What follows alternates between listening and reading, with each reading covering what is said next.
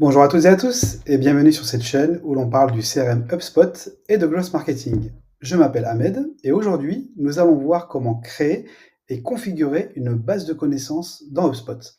Comme d'habitude, je vais séparer cette vidéo en plusieurs sous-parties. Si vous souhaitez passer directement à l'une d'entre elles, n'hésitez pas, mais vous pouvez aussi regarder cette vidéo d'une seule traite. Vous êtes prêts? Allez, c'est parti! Alors avant toute chose, il convient de définir ce que l'on entend par base de connaissances et surtout à quoi sert cette base de connaissances. Alors en fait, une base de connaissances, c'est un espace centralisé où votre entreprise va pouvoir rassembler toutes les informations utiles pour vos clients. Ça peut être des guides, des tutoriels, des foires aux questions et bien plus encore. En clair, c'est un moyen pour vos clients d'accéder rapidement et facilement à des réponses sans avoir besoin de contacter directement le support client. Maintenant, quels sont les avantages d'une base de connaissances? Alors, du côté des entreprises, cela va vous permettre de réduire vos coûts de support en diminuant le nombre de tickets d'assistance. Ça permet également l'amélioration de l'efficacité de vos équipes en leur permettant de se concentrer sur des problèmes plus complexes. Enfin, c'est un outil puissant pour renforcer votre image de marque, votre image d'expert et faire preuve également de transparence. Maintenant, du côté des clients, bien évidemment, cela va permettre une expérience utilisateur simplifiée et fluide, grâce à des réponses immédiates et accessibles, 24 heures sur 24, 7 jours sur 7.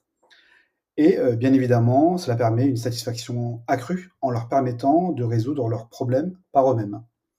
En somme, une base de connaissances, c'est une solution gagnant-gagnant, à la fois pour l'entreprise et pour les clients et dans le cadre d'une relation client efficace et durable. Et dans cette vidéo, justement, nous allons voir comment mettre en place cet outil stratégique directement dans HubSpot. Vous êtes prêts? Allez, allons-y.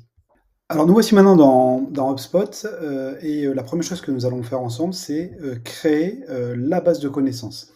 Alors, pour créer une base de connaissances dans HubSpot, vous avez deux chemins possibles. Donc, le premier chemin consiste à passer par les paramètres donc, de l'outil.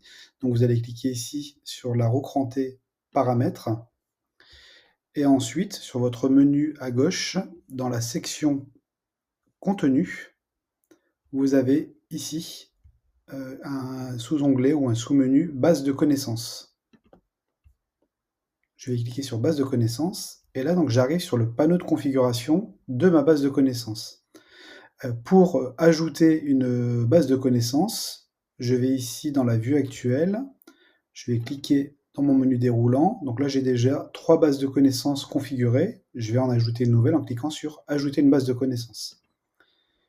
Et je vais ici atterrir directement dans le panneau de configuration de la base de connaissances. Ça, c'est le premier accès. Le deuxième chemin consiste à vous rendre directement ici dans le contenu, au niveau du menu à gauche, et dans base de connaissances. En cliquant là-dessus, vous allez arriver sur cette page où sont listées les bases de connaissances déjà configurées et vous avez ici également la possibilité de cliquer sur ajouter une base de connaissances. Donc là, on va passer par là. Je vais cliquer sur ajouter une base de connaissances et j'atterris sur la même page que précédemment.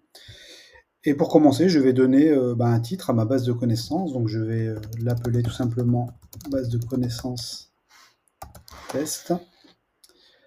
La langue que je vais définir, donc c'est une base de connaissances que je vais mettre en français. Le domaine de ma base de connaissances, là par défaut, c'est le domaine de HubSpot. Bien évidemment, vous pouvez venir configurer un domaine qui correspond à celui de votre entreprise. Et une fois que vous l'avez configuré et intégré donc sur HubSpot, vous avez la possibilité de le sélectionner dans la liste. Vous pouvez renseigner un slug directement, donc une extension liée à l'URL de la base de connaissances. Donc, on va juste, hop, pour l'exemple, mettre base de connaissances, base connaissances. Vous pouvez aussi renseigner dès à présent et télécharger un logo pour votre base de connaissances. Donc là, je vais récupérer le logo de l'agence. Hop, ouvrir. Et donc, je peux également modifier les dimensions du logo.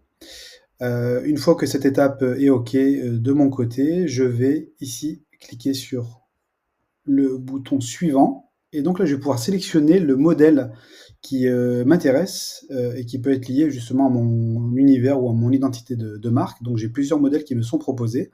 Un contenu riche, un modèle en mosaïque, un modèle sous forme de carte, un modèle minimal ou un modèle classique. Donc ici, à chaque fois, vous avez un descriptif qui vous permet de voir ce que comprend ce modèle, et vous avez une prévisualisation sous forme de maquette de ce que représente ce modèle. Donc là, pour l'exemple, je vais choisir la mosaïque. Hop, je vais cliquer sur suivant.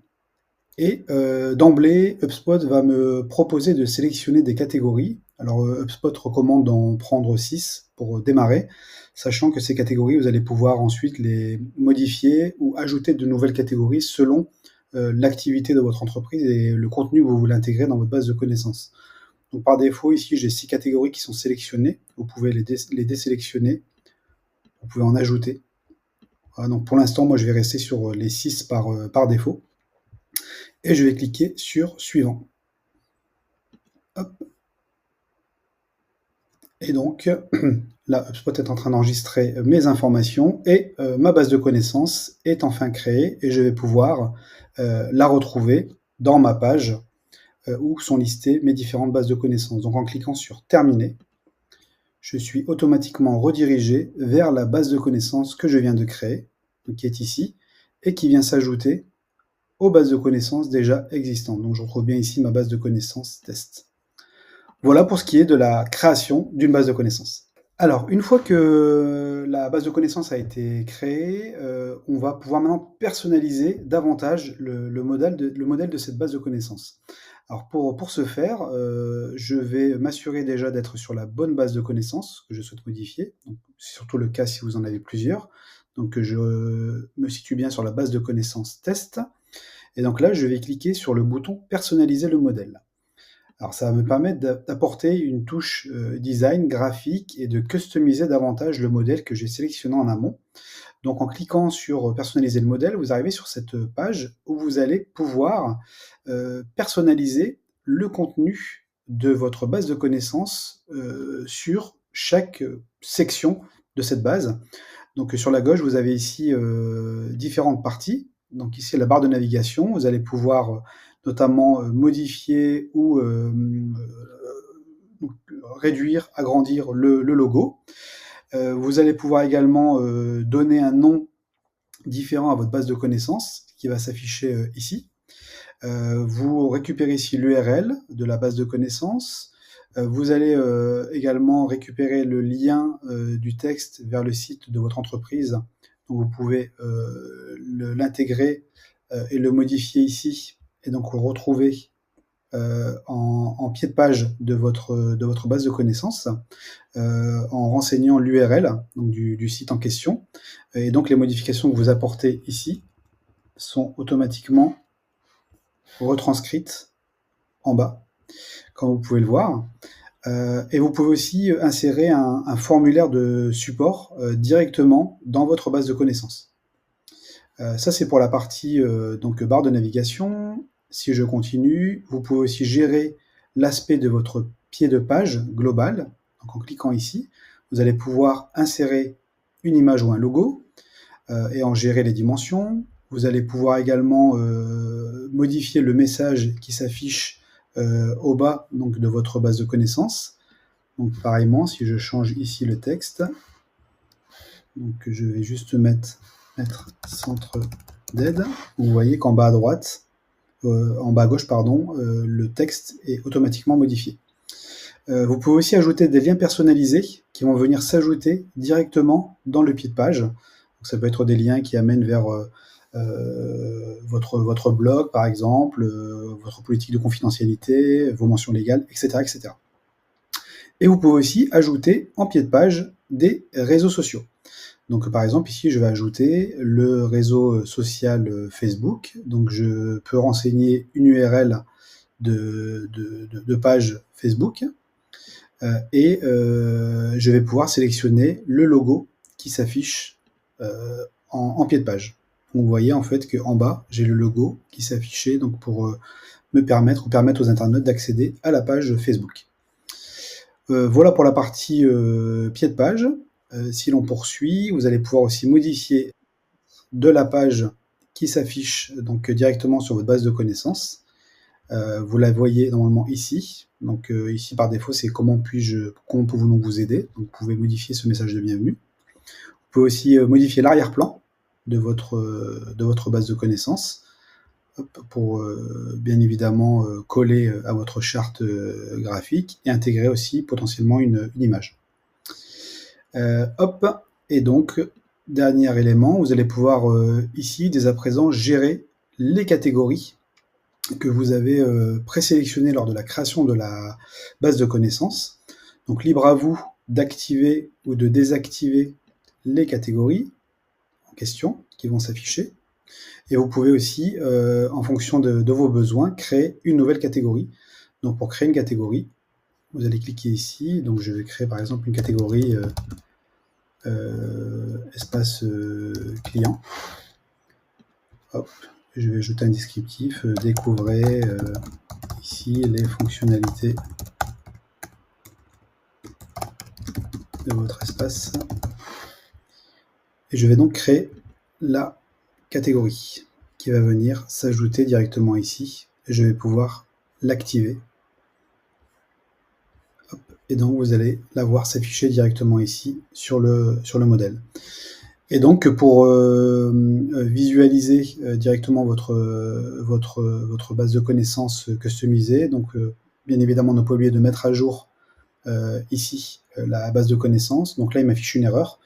L'URL de l'icône des réseaux sociaux est invalide puisque je ne l'ai pas renseigné. Une fois que je l'aurai renseigné, le bouton passera en orange et vous aurez la possibilité de sauvegarder et mettre à jour votre modèle. Et ensuite, vous avez la possibilité de sélectionner ici le lien d'aperçu pour voir le rendu de votre base de connaissances qui a été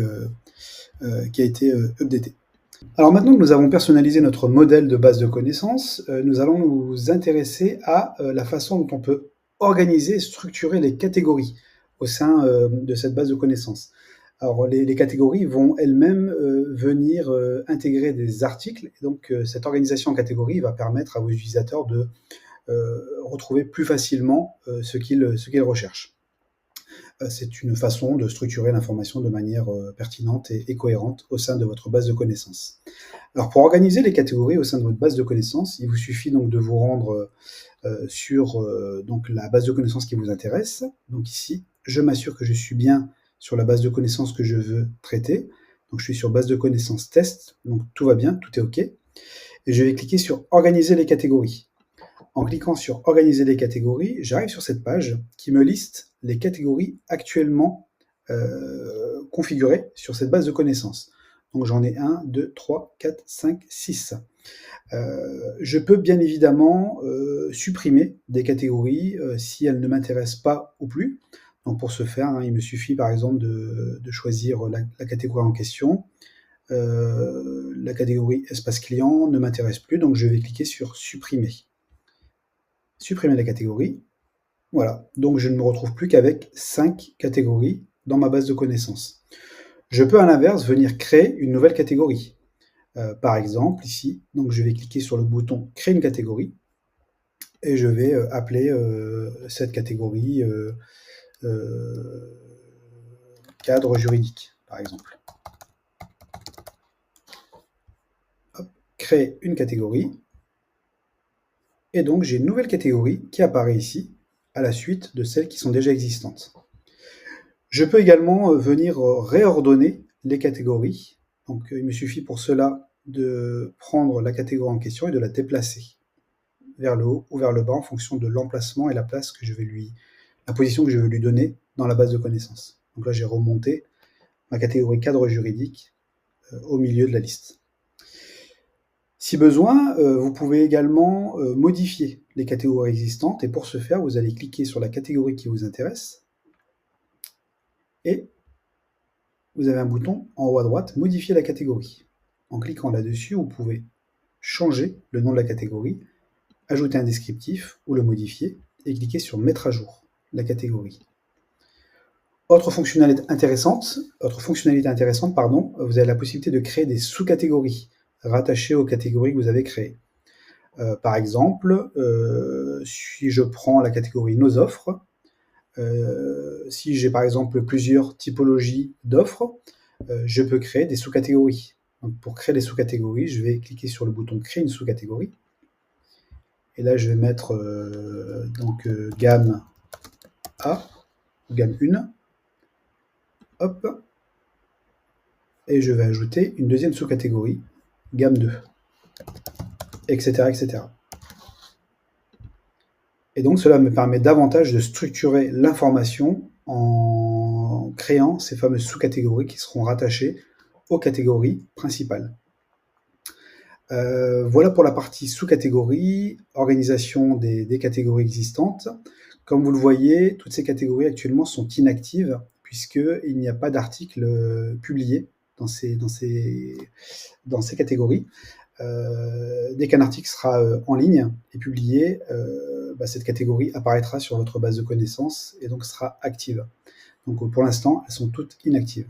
Et justement, nous allons voir dans la prochaine section comment venir créer un article dans votre base de connaissances et le rattacher aux catégories. Pour terminer, n'oubliez pas que pour prendre en compte vos modifications, vous devez cliquer sur le bouton mettre à jour. Hop, ici je mets à jour. Et voilà, mes catégories sont mises à jour. Alors maintenant que nous avons créé et ordonné les catégories qui nous intéressent dans notre base de connaissances, on va commencer à alimenter ces catégories à l'aide d'articles.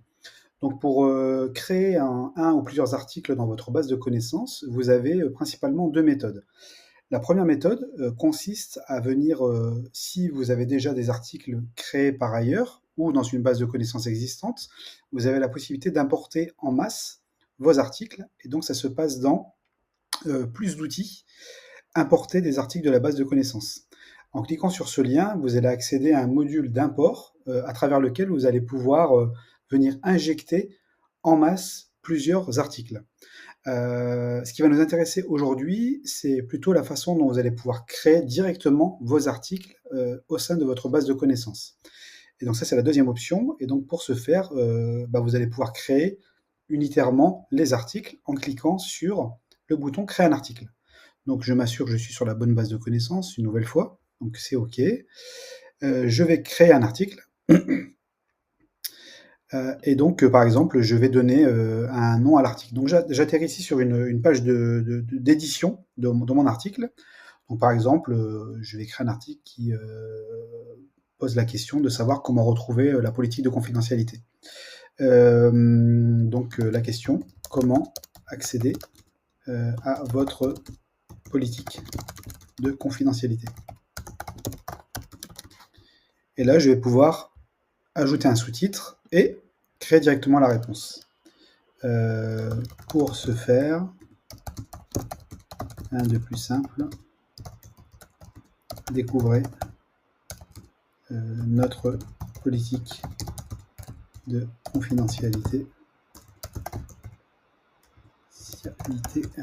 sur cette page. Voilà, et donc je vais pouvoir ici insérer un lien qui amène directement vers l'URL de la page de notre politique de confidentialité. Vous pouvez bien évidemment ici mettre à jour les éléments de votre page, mise en gras, italique, souligné. Vous pouvez insérer des liens, insérer des images, des icônes, etc., etc. Et une fois que la mise en forme est OK de votre côté, vous pouvez aller sur la partie paramètres de votre article. Et vous voyez ici que HubSpot a automatiquement affecté une URL associée à votre article. C'est un article qui est rattaché à la base de connaissances test, donc c'est OK. La langue de l'article est en français. Et là, vous allez pouvoir rattacher ici l'article à la catégorie. Donc pour l'exercice, on va rattacher cette question-là à la catégorie FAQ. Vous pouvez ici, si c'est le cas, et si vous les avez configurés en amont, venir rattacher l'article à une sous-catégorie.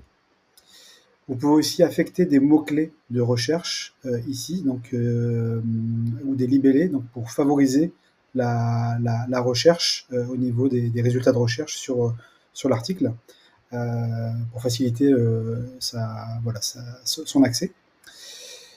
Et vous pouvez aussi gérer l'accès à votre article, donc soit le rendre en public ou gérer à un groupe restreint d'utilisateurs l'article qui vont devoir donc créer un compte pour pouvoir se connecter et accéder à cet article. Donc une fois que vous avez configuré les paramètres de l'article et que vous êtes satisfait, vous avez ici un bouton ou un lien d'aperçu qui vous permet de visualiser l'article. Et si c'est OK pour vous, vous pouvez cliquer sur Publier. Donc là, je vais cliquer sur le bouton Publier. Et c'est OK. Donc l'article vient d'être publié. Et donc j'ai bien le rappel de l'URL, la date de mise à jour. Et donc en venant ici sur ma page de gestion de la base de connaissances, j'ai bien ici l'article qui a été créé, qui est en état publié, rattaché à la catégorie FAQ. Et donc j'ai la possibilité ici de modifier l'article si je le souhaite, ou d'avoir plus d'actions. Je peux afficher l'article en ligne, je peux afficher les détails, je peux contrôler l'accès, supprimer l'article, l'archiver ou annuler la publication. Le fait d'annuler la publication va repasser l'article en brouillon, il ne sera plus visible. Vous voyez ici que dans le récap de tous mes articles, j'ai bien un article créé dans ma base de connaissances, j'en ai 0 en brouillon, j'en ai un en publié, qui est celui-ci, et pour l'instant 0 en archivé. Donc voilà pour ce qui est de la création de l'article de la base de connaissances. Si maintenant je m'intéresse et je retourne aux catégories, je vois que ma catégorie FAQ est passée en actif, puisque j'ai un article publié à l'intérieur. Les autres sont encore en inactif. Hop, et je vais aller checker au niveau de ma base de connaissances. Et donc, si on se rend sur la base de connaissances, nous voyons bien ici maintenant la catégorie FAQ qui apparaît, puisqu'il y a un article qui est publié à l'intérieur. Si je dépublie l'article, la catégorie va disparaître. Et en cliquant sur FAQ, je retrouve bien ici mon article qui a été créé, comment accéder à votre politique de confidentialité. Et je peux aller dans le détail de l'article en question. Voilà pour la création d'un article dans votre base de connaissances.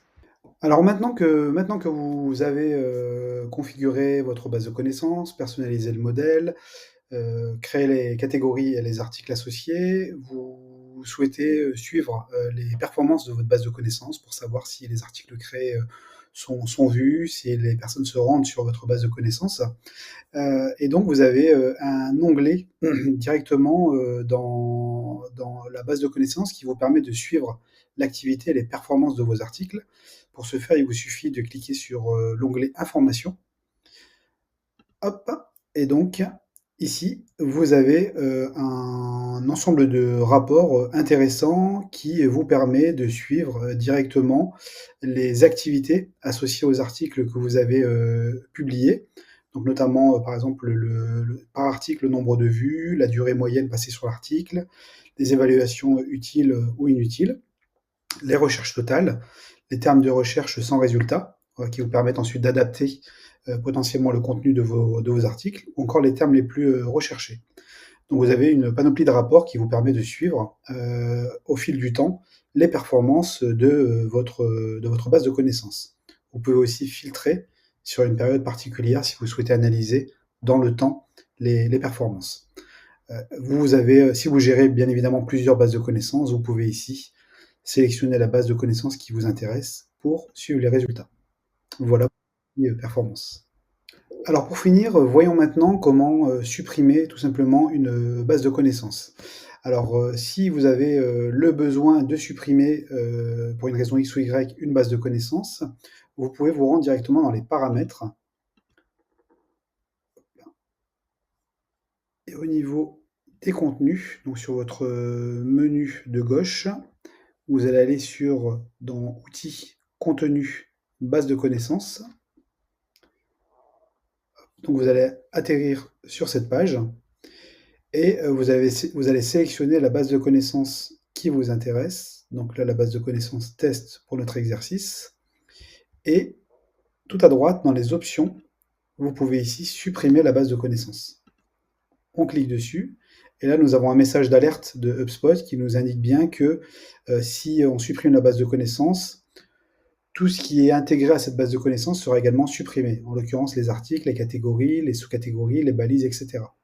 Et donc il vous suffit de saisir le nom de la base de connaissances et de cliquer ensuite sur le bouton supprimer la base de connaissances qui va apparaître en surbrillance une fois que vous aurez renseigné le nom ici. Voilà pour la partie suppression de la base de connaissances. Et voilà, vous savez maintenant comment configurer et gérer votre base de connaissances sur HubSpot. Cette vidéo décrit une infime partie de tout le potentiel offert par cet outil qui est HubSpot. Vous pouvez vous abonner à notre chaîne YouTube pour être les premiers informés des nouvelles fonctionnalités et savoir comment les utiliser. Si vous souhaitez explorer plus en profondeur les fonctionnalités de HubSpot, n'hésitez pas à nous poser vos questions en commentaire. Pour le reste, nos experts ont créé d'autres vidéos tutoriels et nous avons une playlist dédiée. On se retrouve là-bas pour continuer à étudier HubSpot ensemble. Allez, à bientôt!